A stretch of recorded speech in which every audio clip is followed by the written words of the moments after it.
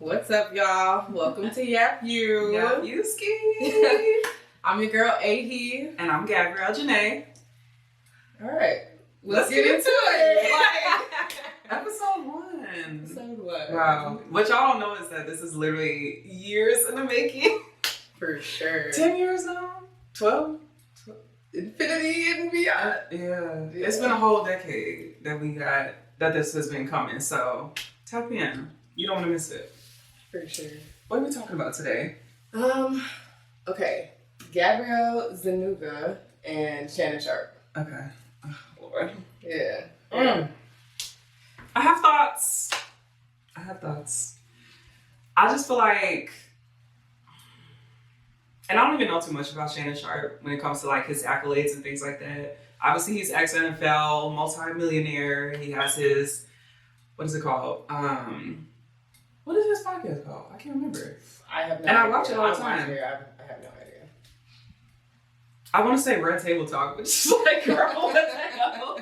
Why can't I remember? Club Shay Shay. Oh, yeah. I cannot remember what that was called. Club Shay Shay. Yeah.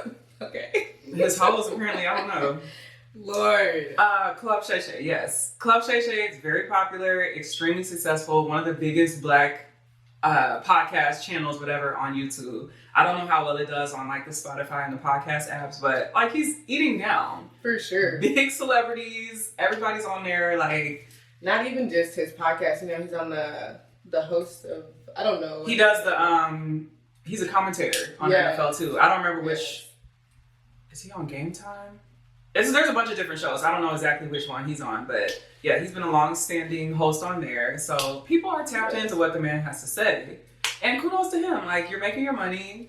That's what you're supposed to do as ex-NFL. Or at least you were making your money. Right? I heard he lost like a $100 million deal from this. So I heard things as well, but I wasn't really sure. So I think Club Shay Shay signed for like $100 million. But I think his show got took. And the thing with his NFL show is that like a couple days ago, they were like, the NFL like officially made a statement like, Shannon Sharpe is not stepping down in like the allegations or whatever. And then like an hour or two later, he made an announcement stepping down. So I'm like, maybe something worse came out. Maybe they didn't know all the facts, but they had to sit that man. I don't know if he's officially fired at this point though. I did hear talks of a second lawsuit. That he did pay up more than the first lawsuit. From who? I don't know everything. I just heard talks of it. Of another woman coming. Oh, like, brother, this guy stinks. But you know what, though? What? I heard the tape, the audio. Yeah. And to me, it just sounded like they were being kinky. Like, it sounded like that's his kink. And, I'm not a kink shamer. But when it's too far, like, what's the safe word? Like, did they not have one? But the thing, like, you can't force your kink on somebody. Like, you gotta explain things and... From my understanding, it sounded like she was with the... Can we curse on here? Yeah, just not excessively. She was with the shit, bro. Yeah. Like, it was giving... Let me just say this, though. Papa, give me. It was giving that. She wanted that big black baby. That's...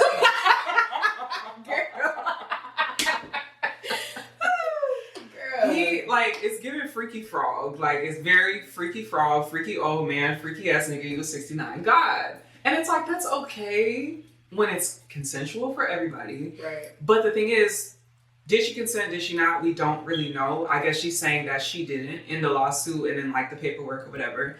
But my thing is, like, she's a working girl. Like, she's an OF girl. I'm sure she's done things outside of OF. She's a working girl, right? This is not no everyday girl like you or me that's walking around that gets into a relationship.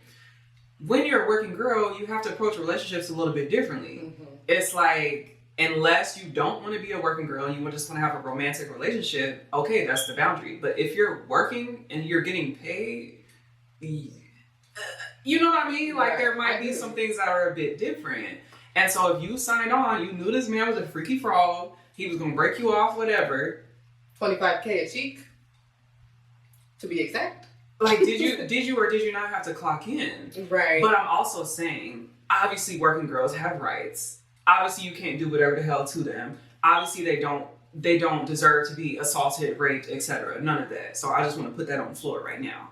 But if that's something that she signed up for to get paid for, it's like I can't. What am I gonna say? Right. You know. I mean, I do believe there's limits, right? Of You're course. allowed to always say no whenever you're ready to not be involved in that situation, right? It's just figuring out the boundaries. That's why I said if there was a safe word or something. But it did, like, if you listen to the audio, it's giving the grade kink, and then it's like, how far do you go? But when we listened to more of what the lawsuit was saying explicitly, it did seem like there were points where she was uncomfortable and she didn't advocate for herself. Yeah. But in those situations, how do you advocate for yourself? It's like you kind of just have to live and learn. And she obviously was living and not learning because it seemed like it happened repeatedly. Multiple times. She was going back and back and back. Right. And like, at what point do you expect a different result? But at the same time, she is a child. Yeah. She is a child. She's 19? You don't know till you know. Yeah. She's a 19-year-old I don't know how old girl. she is now, but I think she was 18 or 19 when they first started dealing with each other. So I mean, she can't be older than 21 because I think it was like 2 years, maybe a little bit. So, yeah. So, like, we were just looking at a clip and they were reading off the lawsuit and she's like, she was scared to say no because of maybe his reaction, or she was scared of what he might do. He's bigger than her physically, whatever the case, which completely valid. I completely understand. But in that same vein, we're coming back and we're still scared and we're still coming back and we're still potentially reaping the benefits of dealing with this man when it comes to the finances, right? Is it worth the finances to be uncomfortable and scared and, you know what I mean? Right. Which, I mean, at that point, it is like the debate of like selling your soul at that point. selling your body, selling all that. It just depends on where your morals lie. And you have to be real about it with yourself. Like, and I completely understand that. But now there's a $50 million lawsuit when she was okay with it at some point. So where do we draw the line with that? I mean, it could be the quick, what did he say, money grab? It could be, the quick on his money statement grab. that he made. Yeah, for sure. For sure, it could be that. I mean, $50 million is a lot more than $25K per cheek a time. You know how many times you're going to have to do it. And if she was explicitly expressing concerns about his fidelity and all this, it seems like there could have been jealousy. An actual relationship forming. Yeah. But I don't know if you saw that, but he offered her $10 million to keep quiet. I mean... So I'm like, obviously you're guilty of something. He probably ain't want us to know about his sex life. That Nobody look like a freaky frog. He's freaked out for sure, bruh.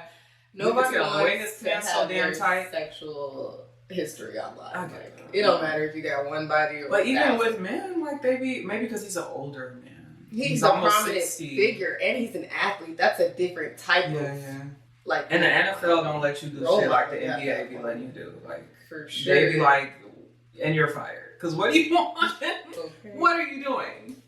For sure. But I don't know. I'm not into victim blaming or whatever. I really don't have an opinion on like who's lying, who's telling the truth. Because it sounds like nobody's lying. Like they did something and she was scared, and whatever the case. But it's like, did you or did you not do that to yourself to a degree? But then now you're trying to collect on the back end. Right. I don't know if that's right, especially because it seems like he was paying her regularly while things were like, this was a job.